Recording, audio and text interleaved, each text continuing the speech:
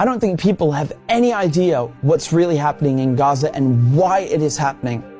A few weeks ago, right before this war in Gaza ignites, Netanyahu goes to the United Nations General Assembly and he holds up this map and declares his plan for a new Middle East. And people are going, what is this stupid line this guy's drawing with a red marker? What it is an economic corridor that stretches all the way from India to the United Arab Emirates, into Saudi Arabia, into Jordan, Israel, and then finally to the entire European continent. I mean, the United States at this point, seeing their influence starting to fade, seeing the relevance of the dollar recede after they stole $300 billion from Russia. You have all these spooks in Washington and Tel Aviv, running around desperately trying to counter BRICS and counter China's new Silk Road. And this is their answer. This is a rival to the new Silk Road. Remember, the ancient Silk Road is the largest, most important trade route in human history. This thing is enormous. It stretches all the way from China to Syria to the Mediterranean Sea. The Chinese know how important this thing is and they want to revive it. It is the future of world economics, trade, and politics. Within the span of a few weeks, Iran and Iraq have signed a railway deal. So now you have a rail link for the new Silk Road. And President Assad of Syria, who the West have been trying to isolate for over a decade, is now visiting China, the world's largest economy, and signing a strategic partnership. This is pivotal. So now the new Silk Road has rail access all the way to the Mediterranean Sea through Syria's port in Latakia. So not just land, but maritime trade. This is crucial. And as enormous and important as all of this is just one aspect. This is just one aspect. You still have the gas. How can we talk about the Middle East without talking about gas and oil? When the US instigated the Maidan coup in 2014, that wasn't just about NATO expansion and encirclement of Russia. This was about surrounding, controlling, and cutting off Russian gas to Europe. Russia is the country with the largest proven reserves of natural gas. Control Ukraine, and you control the pipelines that feed and supply Russian gas to Europe. For decades, you've had US politicians, Republican and Democrat, from every administration, openly saying on camera, we don't want Nord Stream. There will be no longer a Nord Stream 2. We will bring an end to it. You want to have pipelines that don't go through Ukraine and Russia. For years, we've tried to get the Europeans to be interested in different pipeline routes. It's time to do that. You want to depend more on the North American energy platform, the tremendous bounty of oil and gas that we're finding in North America. Lo and behold, Nord Stream 1 and 2 are blown up. I mean, this is without question the most egregious, the largest terrorist attack on European infrastructure in modern history. There are only 3 countries on this planet that can pull this off. They are Russia, Britain, and the United States. And let me tell you, it was not Russia. You combine that with the sanction packages from the European Union, banning Russian oil and gas. I mean, talk about shooting yourself in the foot.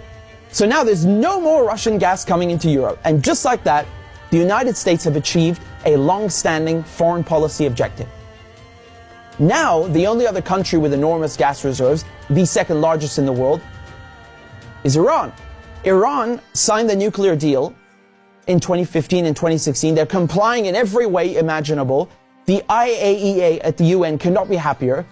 And then the United States, the guys who orchestrated the whole deal, go back on their word and they rip it up just like that and reimpose sanctions on Iran. So now Iran is barred from selling its oil and gas to Europe and others. So Russia and Iran, the 2 countries with the largest gas reserves, are out of the picture. Then Israel, all of a sudden, proposed themselves as a solution to the European Union's gas shortages. Take our trilateral energy, for example, that we closed in June with Egypt and Israel. It has played an important role in our strategy to get rid of the Russian fossil fuels. How convenient. How convenient. In 2010, they conduct a geological survey and find this monstrous giant gas field in the Middle East. It's called the Leviathan, and it's in the Mediterranean Sea on the Levantine Basin. That means it's right off the coast of Palestine, Lebanon, Syria. Syria initially declines offers over its gas reserves and simultaneously refuses to lay pipes for a Qatari gas project. What a coincidence! Barely a year later, war breaks out in Syria. And who's funding it? Qatar and Israel and the United States are just some of the parties funding and running this war to overthrow the government in Damascus. Today, the United States control 1/3 of Syria. They control all of Syria's oil fields, and Israel is bombing Syria's most vital port, Latakia, on a regular basis. So they're cutting off all the oil revenue and destroying, crippling any maritime activity, such as trade, such as gas exploration. Another major port on the Levantine coast is in Beirut, which mysteriously explodes in 2020.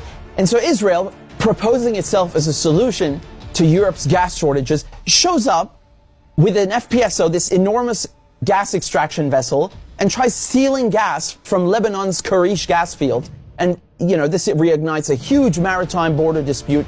And Israel has to go and beg the United States to solve this diplomatically, because Hezbollah said, if you steal 1 cubic inch of our gas, we will fire our missiles on your ship. Now we come to Gaza. Gaza also has its own unexplored gas field. Gaza is also a concentration camp run by the Israelis, and it's been under siege by Egypt and Israel under naval blockade since 2007. I mean, you can't even fish properly, let alone extract gas. And so now, the Lebanese, the Syrian, the Palestinian ports, they're all out of action, and the only working port left in the coast is the Israeli port on Haifa. I mean, how convenient. This makes Israel the only one able to explore gas and implement an economic corridor like the one that Netanyahu held up at the UN. So in other words, Israel and the United States together killed off all the competition, stole their goods, and cornered the market. But as winter is approaching, Israel desperately needs to get that gas for Europe. But there's no stability. There can never be stability in the region without solving the Palestinian question. And so when Netanyahu shows up at the UN with his brilliant plan, the Israelis thought, oh, it's a done deal. They'll just get Saudi Arabia to normalize ties and thereby extinguish the Palestinian issue once and for all. And that is precisely why they are in Gaza slaughtering Palestinians like crazy, like they're in berserker mode. Israel has bombed Gaza before, but this surpasses anything we've ever seen, which is truly saying something. I mean, this is unhinged, calling people human animals and massacring them. Israel is just hoping the Palestinians will run away in fear into the desert. They've literally said this. They want to put them in the desert. They want people in Gaza to go to the Sinai desert and push the people in the West Bank into Jordan. This is genocide and ethnic cleansing without question. But it also has economic and geopolitical implications. Hamas and the collective resistance, when they found out about Israel's plan and Saudi Arabia's wishes to normalize ties with Israel, which would destroy any hope of a Palestinian state, this forced their hand.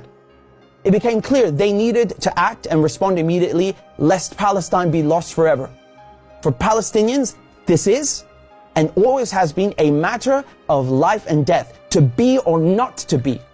Either the resistance axis and the global south expel the American and Israeli colonizers from the Middle East, or Israel and the United States will continue occupying the region, choking off the new Silk Road, plundering Syria's oil, and keeping Russian, Iranian, and Arab gas cut off from the world market.